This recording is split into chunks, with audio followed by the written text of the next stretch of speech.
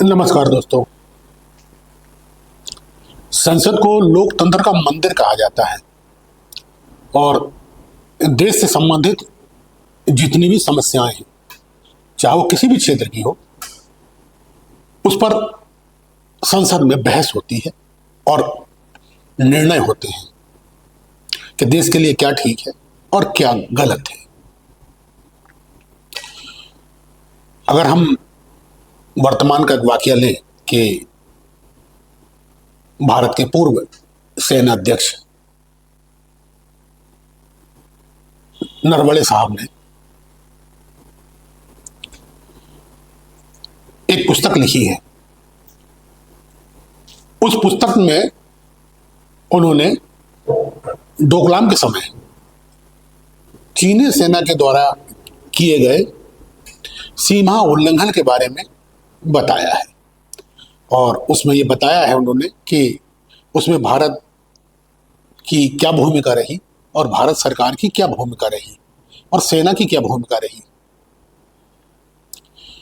उसमें कुछ बातें विवादास्पद हैं जो सरकार से संबंधित हैं और चूंकि एक नियम है कि अगर कोई सेना का अधिकारी अपने विचार व्यक्त करना चाहता है किताब के द्वारा या कुछ डॉक्यूमेंट्री के द्वारा, तो उसे केंद्र सरकार से अनुमति लेनी पड़ती है और जब तक केंद्र सरकार अनुमति नहीं देती वो अपनी पुस्तक का प्रकाशन नहीं कर सकता।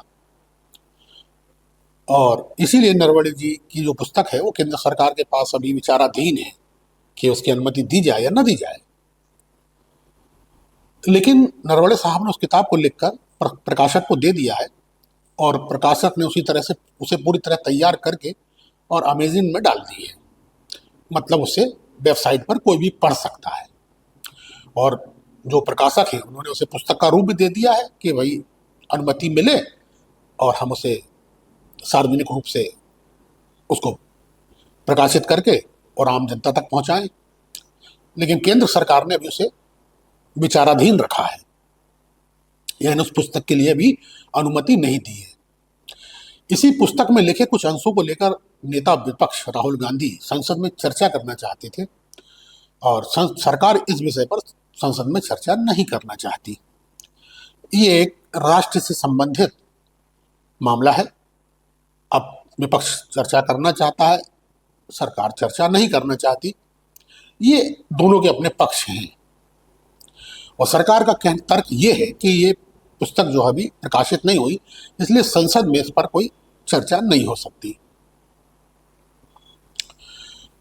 यहां तक तो ठीक था, लेकिन आगे जाकर इसके प्रत्युत्तर में भारतीय जनता पार्टी की ओर से गोंडा के सांसद निशिकांत दुबे को उतारा गया कि वो जो है इस बात का उत्तर दे। निशिकांत दुबे ने इसके प्रत्युत्तर में भारत के पूर्व प्रधानमंत्री पंडित जवाहरलाल नेहरू, पूर्व प्रधानमंत्री स्वर्गीय राजीव गांधी, पूर्व प्रधानमंत्री श्रीमती इंदिरा गांधी और डॉक्टर मनमोहन सिंह के बारे में प्रकाशित पुस्तकें और अप्रकाशित पुस्तकों की जानकारी संसद में दी। उसमें उनके बारे में जो निशिकांत दुबे बता रहे थे कि वो प्रधानमंत्री कितने अय्याश थे, कितने चरित्रहीन थे, कितने भ्रष्टाचारी थे, जिसमें उन्होंने पूर्व प्रधानमंत्री श्रीमती इंदिरा गांधी के चरित्र की हत्या ही कर दी एक प्रकार से। संसद में ये कहकर कि पूर्व प्रधानमंत्री के धीरेन्द्र ब्रह्मचारी से संबंध थे, एक किसी भी महिला, देश की कोई भी महिला हो, पद पर हो ना हो, सामान्य हो, उसके बारे में इस तरह से लोकतंत्र के मंदिर पर टिप्पणी करना संसद की मर्यादा के खिलाफ तो है ही, उस महिला के गरिमा के खिलाफ भी है और देश के चरित्र के खिलाफ भी है। लेकिन निशिकांत दुबे यहां नहीं रुके, वो लगातार प्रवाह में बोलते रहे ना उन्हें कोई रोकने वाला था, और ना जो आसंदी पर बैठे हुए थे उन्होंने लोकसभा को स्थगित किया जब तक निशिकांत दुबे ने अपनी बात पूरी नहीं कर ली। सवाल उठता है कि पूर्व प्रधानमंत्री श्रीमती इंदिरा गांधी, जिनकी सिखों के द्वारा हत्या कर दी गई थी, उन्हीं के अंगरक्षक जो थे सिख, उन्हीं ने उनकी हत्या कर दी थी। वो भारत में आयरन लेडी के नाम से प्रसिद्ध हैं। उन्हें एक दिलेर प्रधानमंत्री कहा जाता है। उन्हें मंत्रिमंडल में एक ही मर्द था भी कहा जाता है कि उनके निर्णय में कितनी दृढ़ता होती थी। भारत का जन जन, भारत का एक एक व्यक्ति इंदिरा गांधी से परिचित है, उनके कामों से परिचित है। बहुत संसाधन ना होते हुए भी और पूरे विश्व का भारी भरकम दबाव होते हुए भी, आर्थिक दबाव, सैनिक दबाव, सारा दबाव होते हुए भी उन्होंने देश का भूगोल बदल दिया था। एक राष्ट्र को दो राष्ट्रों में बदल दिया था। इसकी चर्चा पूर्व प्रधानमंत्री श्री अटल बिहारी वाजपेयी हमेशा करते थे, जब थे कि वो उस स्तर की नेता थी कि उन्होंने किसी राष्ट्र का ही भूगोल बदल दिया। उन पर एक सांसद द्वारा संसद में उनकी चरित्र हत्या की गई। ये कोई साधारण बात नहीं है, ये बहुत असाधारण बात है। उस व्यक्ति के मानसिकता को तो बताती ही है, उसके चरित्र को भी बताती है, और ये बताती है कि ये व्यक्ति जो है किस विचारधारा और किस मानसिकता से ग्रस्त है। इतना तो तय है कि वो कोई बीमार नहीं है, वो स्वस्थ है, लेकिन ये विचारधारा जो उनके अंदर आई है, ये सब जो, और वो अधिकतर मौकों पर इस तरह के बयान देते रहे हैं जहां कहीं ना कहीं व्यक्ति की निजता, धर्म की गरिमा और समाज की गरिमा को ठेस पहुंचती रही है, लेकिन उन्हें इससे कोई फायदा नहीं है।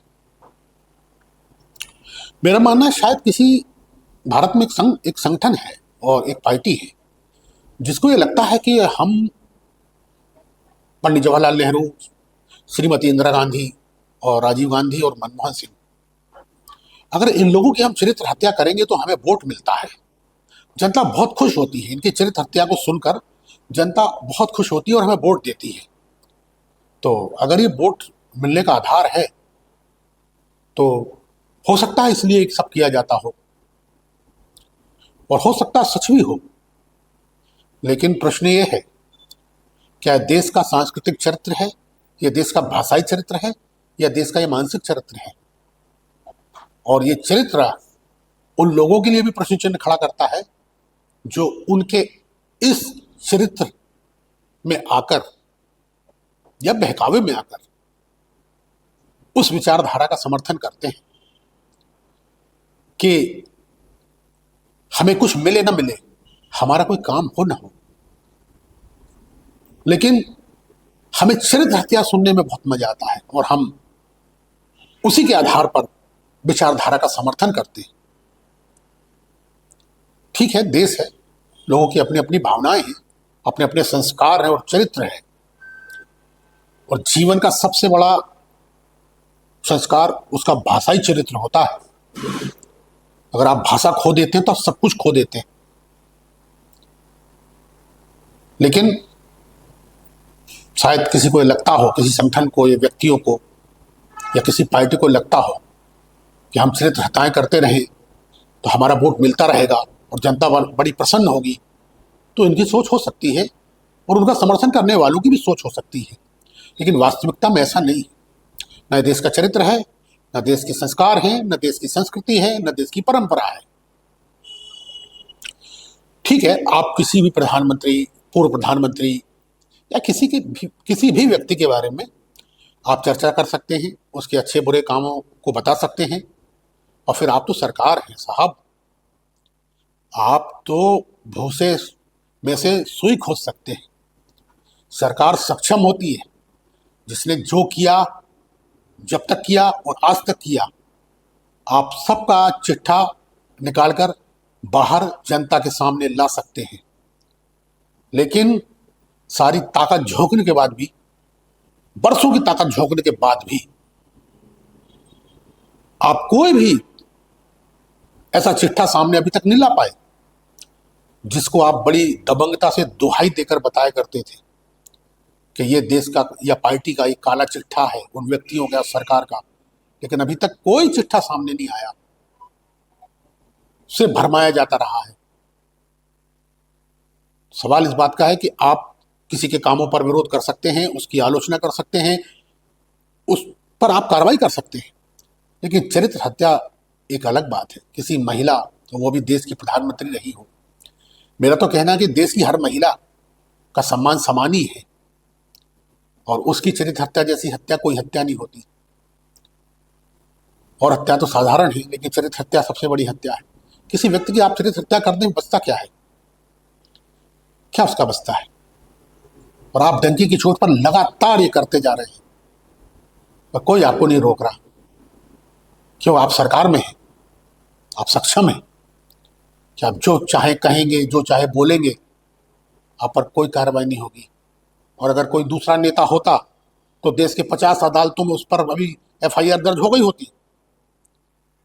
लेकिन आप सत्ता में हैं, एफआईआर भी अगर कोई चाहेगा करने के लिए तो वो भी आपकी सहमति के अधीन है। क्या है ये अपनी ताकत का, अपनी सत्ता का दुरुपयोग है। जिसने भी की, जब की अपनी सत्ता का दुरुपयोग किया है, उसका बहुत परिणाम चखा है उसने, उसको उसकी सजा मिली। इसलिए आप सब कुछ कर सकते हैं, लेकिन अगर जो सत्ता का दुरुपयोग करता है उसका परिणाम उसे भोगना पड़ता है। और मैं उन्हीं का उदाहरण देता हूं जिसकी आपने लोकसभा में चरित्र हत्या की, श्रीमती इंदिरा गांधी की। 1975 में जब उन्होंने इमरजेंसी लगाई तो सत्ता का भारी दुरुपयोग था, लेकिन उसी दुरुपयोग को जनता ने बता दिया था कि सत्ता का दुरुपयोग का क्या फल होता है। और उन्हें समझ में आ गया था कि हाँ, मैंने सत्ता का दुरुपयोग किया है, ये मेरा गलत निर्णय था। तो आप सत्ता का आप उपयोग तो कर सकते हैं, किसी भी काम के लिए कर सकते हैं। किसी भी व्यक्ति के, किसी भी सरकार की जांच करा सकते हैं, पूर्व सरकार की जांच करा सकते हैं, आप निर्णय ले सकते हैं, लेकिन आप सत्ता का दुरुपयोग नहीं कर सकते। और सत्ता का दुरुपयोग व्यक्ति की चरित्र हत्या के लिए और देश की महिला की चरित्र हत्या के लिए। जैसे कहा जाता है कि जिस घर में महिलाओं का सम्मान नहीं होता वहां देवता अपना वास छोड़ देते हैं, और जहां महिला का सम्मान होता उस घर में देवता वास करते हैं। अब आप तय करेंगे कि कौन सी महिला चरित्रवान है और कौन सी महिला चरित्रहीन है। ये आपको अधिकार मिल गया है, आपको अधिकार नहीं मिला। देश की हर महिला, चाहे वो जो भी हो, जिस क्षेत्र में हो, वो उतनी ही सम्माननीय है जितने आपके घर में रहती हुई महिला और आपके घर में जो महिलाएं हैं, माता बहनें, बेटियां हैं, हर महिला उतनी सम्मान के हकदार है। उसका क्या काम है, क्या नहीं है, इसका निर्णय करने वाले आप कोई नहीं होते। और लोकतंत्र के मंदिर में किसी पूर्व प्रधानमंत्री की जो स्वयं उस संसद की नेता रही हो, उसकी मृत्यु के बाद उसकी इस तरह से आप उसकी चारित्रिक हत्या करें, ये क्या है? कौन सी विचारधारा है? आप जिसने जो प्रश्न उठाया है आप उसका उत्तर दीजिए। आप उसके बारे में, उनके पुराने कामों के बारे में आप अपनी राय व्यक्त कर सकते हैं, लेकिन अगर आपको कुछ जवाब न मिले तो आप व्यक्तियों की चरित्र हत्या करने लगे। ये किसी भी दिशा में ठीक नहीं है। लेकिन उम्मीद है कि और नेताओं को आगे आना चाहिए, उन्हीं के दल के नेताओं को आगे आना चाहिए और इसका विरोध करना चाहिए और कहना चाहिए कि ठीक है, लड़ाई आपस में होती है, हम वाद विवाद करते हैं, करते रहेंगे, लेकिन किसी महिला की संसद के अंदर, जिसे हम सब लोकतंत्र का मंदिर कहते हैं, वहां महिला की चरित्र हत्या हो जाए और पूर्व प्रधानमंत्री की, ये किसी भी दिशा में कैसे ठीक कहा जा सकता है? और ये सवाल मैं सारे देश पे छोड़ता हूं, आप सब पे छोड़ता हूं कि क्या किसी भी महिला का अपमान, उसकी चरित्र हत्या सही है या अक्षम्य है। एक उंगली अगर आपने उठाई है तो ये मानना चाहिए उसको कि 3 उंगलियां आपके अंदर आपकी तरफ भी हैं, जो आपको बता रही हैं कि आप पहले अपना आकलन करें, अपने दल का आकलन करें, अपने नेताओं का आकलन करें और फिर इस तरह की टिप्पणियां करें। धन्यवाद दोस्तों। हमारे प्रोग्राम आपको कैसा लगा? हमारे चैनल को सब्सक्राइब करें, लाइक करें, शेयर करें और कमेंट में अपनी राय बताएं। धन्यवाद।